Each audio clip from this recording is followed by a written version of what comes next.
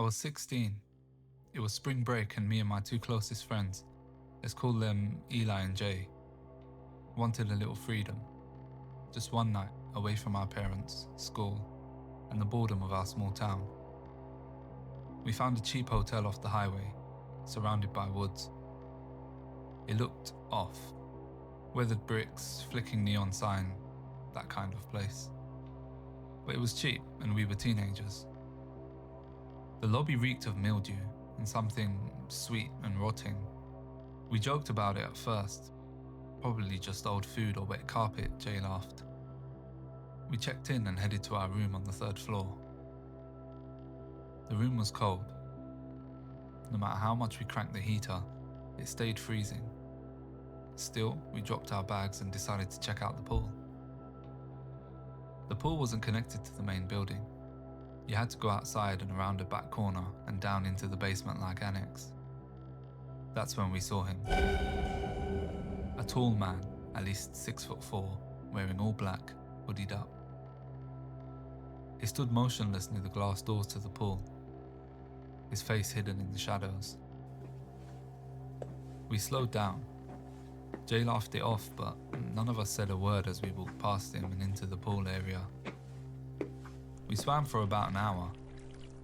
I tried to relax, but I couldn't shake the feeling of being watched. I glanced towards the lounge chairs. He was there again. The man in black, sitting silently, watching. I cleared my throat. Hey, do you need something? No response. Then, I dipped under the water to calm my nerves. It froze. Beneath me, a second figure, standing still at the bottom of the deep end. I kicked to the surface, screaming. The water churned. Jay and Eli were confused. I pointed, but when we looked again, there was no one there. We left the pool. I couldn't shake what I'd just seen. We grabbed dinner at a small diner across the street. The place was almost empty except on the far side of the room. There he was again.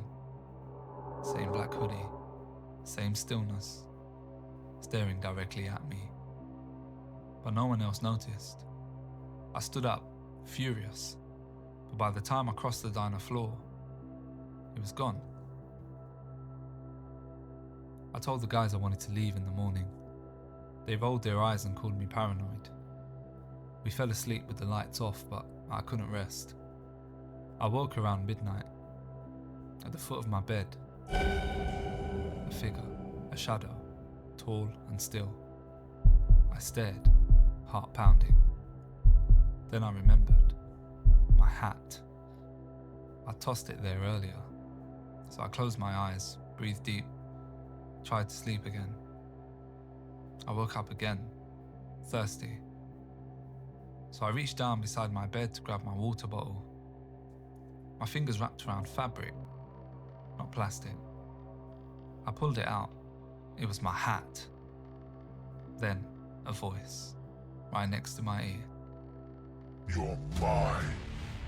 I screamed. Two figures in black surged from the shadows. One grabbed me and pinned me to the floor. I kicked, thrashed, tried to shout, but a hand clamped over my mouth. Then, a sharp pain in my side.